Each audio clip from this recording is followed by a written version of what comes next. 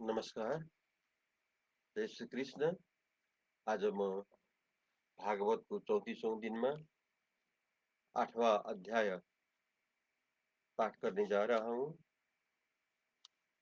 इस 8वां अध्याय में भगवान का लीला अवतार का वर्णन के विषय में श्रवण करते हैं।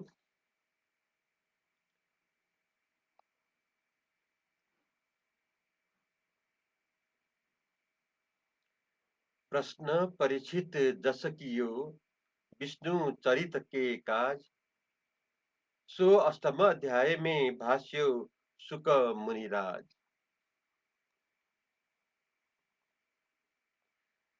राजा परीक्षित बोले, हे ब्राह्मण सुखदेव जी, निर्गुण के भगवान के गुण कथन में ब्रह्मा जी के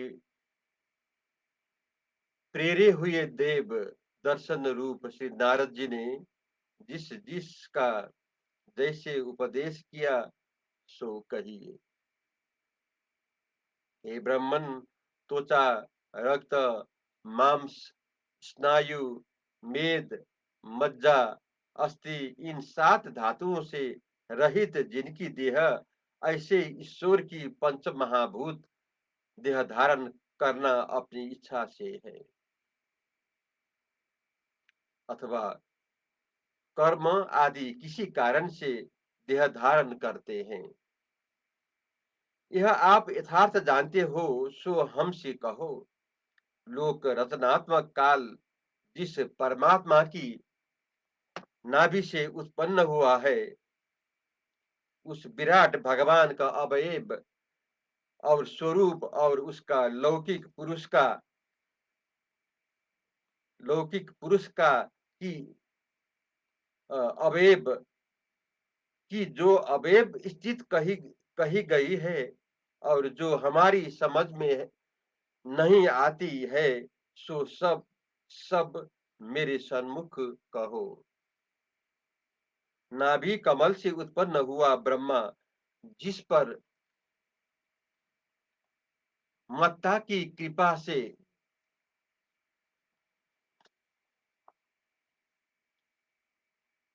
प्राणियों की रक्षा करता है और जिस कर के परमात्मा के स्वरूप को देखता है, सो कहो। वह ईश्वर पुरुष विश्व की उत्पत्ति पालना संहार करता है।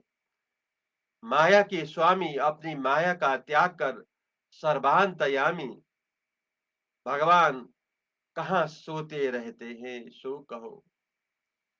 पहले लोकपालों सहित यह लोक विराट भगवान के अंगों करके रचे गए हैं और लोकपालों से इन लोकों करके इन अवयव की अवयवों की कल्पना हुई है।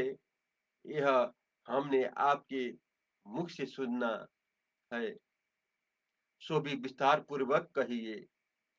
और महाकल्प कितना है और अवान्तर कल्प कितना है, कितना काल है, भूत भविष्य वर्तमान का वाचन काल कैसे अनुमान किया जाता है, और स्थूल देहाभिमानी मनुष्यादियों को की आयु का कितना प्रमाण है, ये द्विजों में श्रेष्ठ काली की सूक्ष्म और स्थूल प्रवृत्ति कैसे जानी जाती है, और कर्मों से उत्पन्न होने वाले स्थान कितने और कैसे है, और सत्वगुण रजोगुण तमोगुण के परिणाम रूप देवता आदि देवों की इच्छा करते हुए जीवों में से कौन जीव कैसे कर्मों के समुदाय से कैसे कैसे शरीर को प्राप्त होते हैं। पृथ्वी, पाताल, दिशा, आकाश, ग्रह, नक्षत्र, सर्वत्र नदी, समुद्र, द्वीप इनकी और इनमें रहने वाले प्राणियों का उत्पत्ति किस प्रकार से होते हैं। बा, बाहर और भीतर ब्रह्मांड का प्रमाण कितना है, और महानु महानुभावों के चरित्र, वर्णाश्रम, धर्म का निर्णय और हरि भगवान के अति आश्चर्य वाले बातों की लीला, युग और युगों का प्रमाण तथा युग युग में जो जो धर्म प्रवृत्त हुए हैं वो सब कहो। मनुष्य का साधारण धर्म और जो व्यवहारिक धर्म हो सो कहो, तथा प्रजापालों के अधिकारियों वो राजश्री राज ऋषि के धर्म वो अपधर्म वर्णन करो।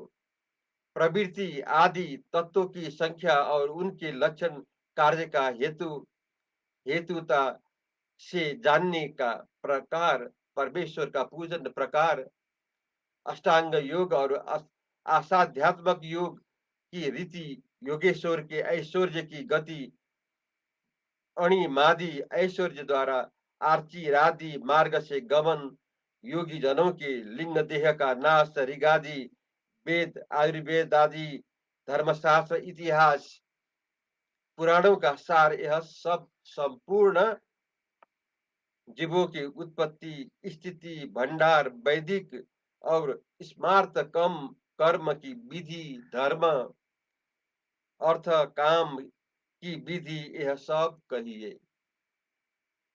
उपाधि रहत जीवों के धर्म अथवा ईश्वर में लीन प्राणियों की रचना, पाखंड की उत्पत्ति, आत्मा के बंध और मोक्ष तथा अपने स्वरूप में आत्मा की स्थिति हो सो कहिए। अपने अधीन भगवान जैसा अपनी माया करके क्रीड़ा करते हैं और कभी माया को त्याग साची समान प्रभु विराजते हैं सो भी कहिए। हे भगवान, इन संपूर्ण प्रश्नों के उत्तर क्रम से अपने सिद्धांत से आप अपने योग्य हो। हे महामुनि, मैं तुम्हारी शरण हूँ। जैसे ब्रह्मा का कहना नारद को प्रमाण है, तैसे ही आपका कहना हमको प्रमाण है। और अन्य मनुष्य तो पूर्वजों के पूर्वज जो है तिनके पीछे अंध परंपरा से चलने वाले हैं।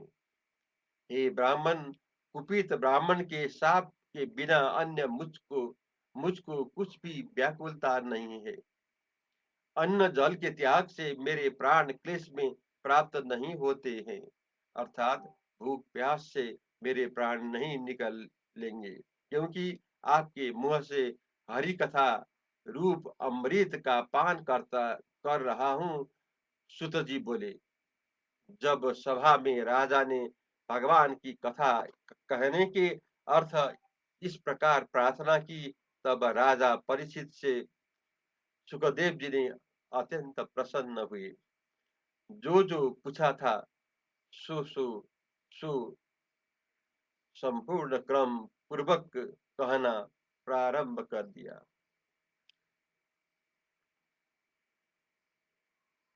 हम अब 9वां अध्याय में भगवान के विषय में राजा परीक्षित का प्रश्न श्रवण करते हैं। जस सुखदेव सुना बहु विष्णु चरित्र, सुख पाए सोई 9वें अध्याय में कही कथा मन लाए। बहुत रूप वाला परमात्मा माया करके बहुत रूप वाला प्रतीत होता है और इस माया के गुण में रमन करता हुआ आत्मा यह मेरा है, यह मैं हूँ ऐसे जानता है। जब अज्ञान देहादिक मोह त्याग अपनी महिमा में उस काल माया से परे अपने सर्वाश्रय स्वरूप परमात्मा में रमन करता है, तब अहंकार और ममता दोनों का त्याग करके केवल पूर्ण रूप से स्थित रहता है। यह मोक्ष है।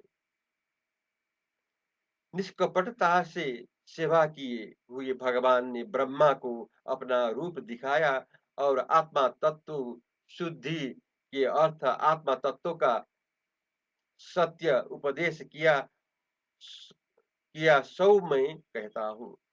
आदिदेव जगत के परम गुरु श्री ब्रह्मा जी अपने काल रूप आसन पर बैठकर जगत रचने का विचार करने लगे, परंतु इसी सृष्टि रचने के योग्य दृष्टि को नहीं प्राप्त हुए कि जिससे यह जगत रचने की विधि ठीक होए। सो एक समय ब्रह्मा जी जब ऐसे विचार कर रहे थे, तब जल में से 2 शब्द 2 बार निकले, तप करो, तप करो। यह ब्रह्मा ने सुन स्पष्ट समक्षक अक्षरों से में 16वां है त और 21वां प वर्णन है, अर्थात तप तप ऐसा सुना। यह दोनों अक्षर निष्किंचन निस, निष्किंचन अर्थात किसी वस्तु की नहीं चाहना करने वाले मुनियों के परम धन है। मुनियों का तपोधन है, तपोधन नाम प्रसिद्ध है। तप ऐसा शब्द सुनकर उस शब्द के कहने वाले को देखने की इच्छा से ब्रह्मा जी ने सब दिशाओं की ओर देखा, परंतु वहां कुछ भी नहीं था, नहीं देखा। तब आपने कमल रूप आसन पर बैठे तब को अपनी हितकारी समझकर और उपदेष्टा के उपदेश को समान मानकर तप करने में मन लगाया। पवन मन अर्थात प्राण वायु को रोककर और ज्ञान इंद्रियों वो कर्म इंद्रियों को जीतकर तपस्वियों में अति तपस्वी सफल दर्शन वाले ब्रह्मा ने सावधान मन से देवताओं के 1000 वर्ष पर्यंत संपूर्ण लोकों को प्रकाशित करने वाला तप किया। तब उस ब्रह्मा ने तप से प्रसन्न हुए भगवान ने अपने वैकुंठ लोक को दिखाया कि जिससे उत्तम अन्य लोक नहीं है, जहाँ रजोगुण और तमोगुण नहीं, रज तम मिला सत्व, जहाँ जहाँ नहीं सुबह सत्व स्थित है, काल का पराक्रम जहाँ नहीं चलता है और जहाँ माया का नाम नहीं, तो वहाँ राग द्वेष काम क्रोध आदि की क्या सामर्थ्य है। भगवान के पार्षद जहाँ है, जिनका भजन सुर असुर दोनों करते हैं, उन पार्षदों का वर्णन करते हैं। सुंदर श्याम और उज्जवल स्वरूप कमल समान नेत्र पीताम्बर धारण किए, अति शोभायमान अति सुकुमार चतुर्भुजधारी, जग जगमगाती उत्तम मणियों के जड़ाऊ पादक आदि आभूषण धारण किए, सुंदर तेज वाले और मुगा मुगा बैंडुर्ज मणि से विराजमान और कमल नाल सरीखे रंग वाले अति तेज वाले दीप्तमान कुंडल मुकुट मालाओं में से विभूषित ऐसे सब पार्षद है। वो शाम वेद का गान गान कर रहे हैं, चारों ओर से विभु भगवान को नमस्कार कर रहे हैं। कहीं हरि कीर्तन करते हैं, कहीं प्रशंसा करते हैं और कहीं गुणगान करते हैं। जो वैकुंठ लोक महात्माओं के देव दे, दे, दे दीप्यमान विमानों की पंक्तियों करके चारों ओर से व्याप्त है और विमानों में बैठी हुई उत्तम स्त्रियों से वैकुंठ लोक ऐसी विभूषित है, जैसे बिजली सहित मेघमाला से आकाश शोभी होता है। और वहां वैकुंठ लोक में रूपवती महालक्ष्मी जी श्री नारायण के चरणों में अनेक विभूतियों से नमन करती और हिडी हिडोले हिडोले में झुलाती है। बसंत ऋतु के अनुचरण भ्रम भ्रमरगण गुंजार करते हैं और वहां अपने प्रिय प्रीतम के गुण गाती और आनंद से झूल रहती है।